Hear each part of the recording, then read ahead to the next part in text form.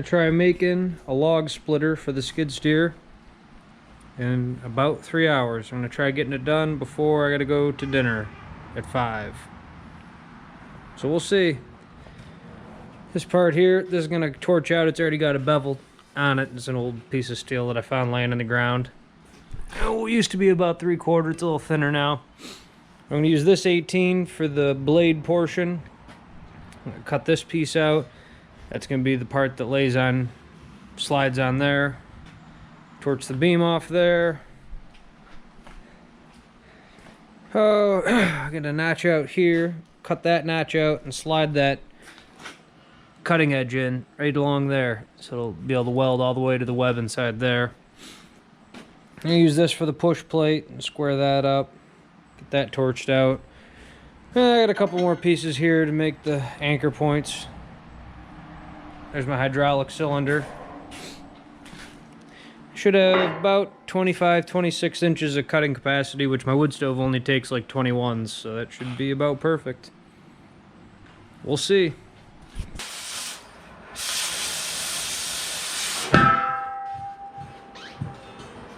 Wow, that looks like a dog chewed through. That is terrible. Okay, we got the torch work done. That's going to be the cutting edge. Maybe that one is. I'm not sure yet. I need a long one. That's the base plate down there. That was the first cut on that beam. Kind of looks like a dog chewed through it. Definitely not the best. It's been a while since I used the torch. A little 1 inch that came out a little better. It's a nice ugly notch in here. That's got to get cleaned up a little bit still. Yeah, I got to go through and hit everything with the grinder. Get it ready to use. But I'm not going to video that part. Last time I tried doing that, I wrecked one of the camera cases hitting it with sparks. But we're going to get the old 1970s Black & Decker going. Well, I got it ground down pretty good. Let's check the time here. Oh, it took almost about an hour. I think I spent more time grinding than I did torching. 2:36. So that leaves us, about 2.5 hours left. Get this guy welded together. That's going to be the push plate. Still got to make some pieces to hook underneath there. That's a little warm. And then I got to make anchors for the cylinder. Put an anchor in here, an anchor back at that end, and then put the quick attach plate on. Unfortunately, I got to MIG weld it. I was really hoping to stick weld it, but I forgot both my stick welders down at the sawmill. So MIG welder it is. Let's hope for the best.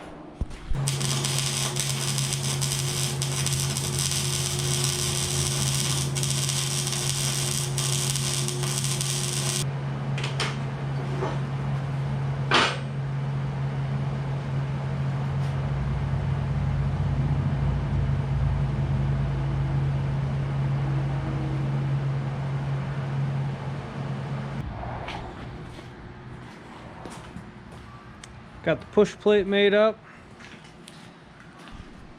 Splitting, cutting edge, splitting wedge, whatever you want to call it.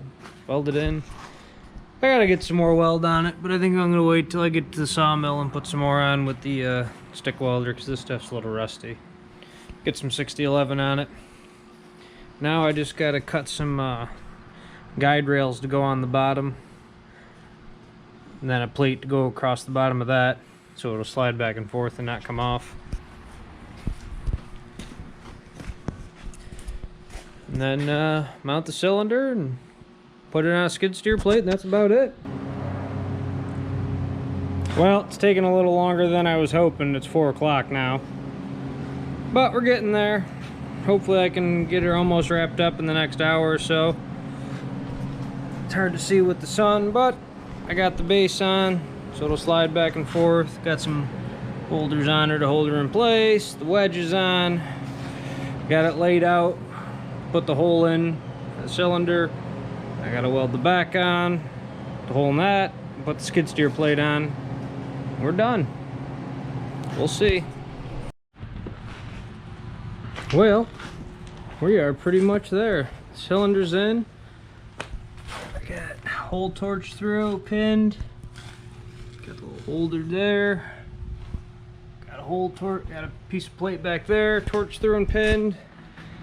We're looking at 438. A little time to spare. The skid steer mounting plate isn't on yet. You see, we got there's a piece of 1 inch in there.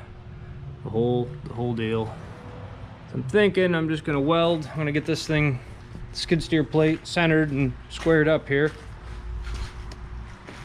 Get it centered up on the back, and then I'll probably just weld across there.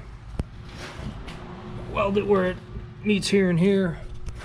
Oh, and then probably add some 1/4 inch plate gussets in or something to give a little side-to-side strength. But really, the skid steer, basically we just got to keep it from breaking off the front of the skid steer. It's really not holding much up other than chunks of firewood and the ram. There's not going to be a ton of weight on it. So we'll keep her going. 4:59. We finished up.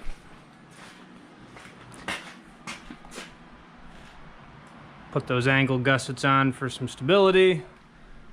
Welded a piece of angle on back there. It's welded across the top there.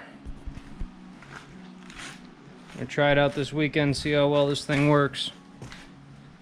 I don't know if we're gonna win any awards for workmanship here. It's a little ugly. Not the prettiest. But for doing her in just over 3 hours, I don't think she's too bad. As long as it splits wood, we'll find out.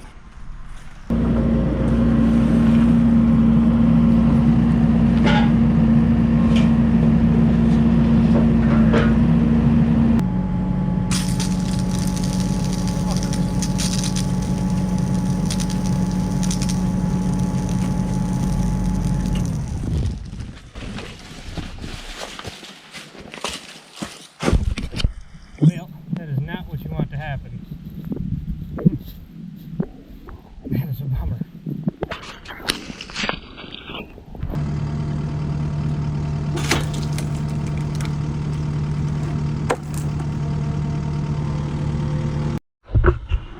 Well, as you'll see in a different one of the videos, or a different part of the video I should say, one of my quick welds didn't hold, didn't get any penetration into the 5/8 plate there. So I got the stick welder fired up. We're gonna put that back on, weld it up. There's a couple other things I want to do a few passes on. I knew when I rushed through it with the MIG welder, it definitely wasn't welded enough. And I wanted to go through and cover stuff with the stick welder before we got using it too much, but I just haven't been around to it. Life got in the way, you know how it goes. So we're gonna do a couple passes with the stick welder now. We're gonna go use it a few more times, make sure it works, and then sometime this winter we'll do the final weld on it, go through, cover everything again. But we got the stick welder warming up. We'll start laying some beads to her pretty soon here.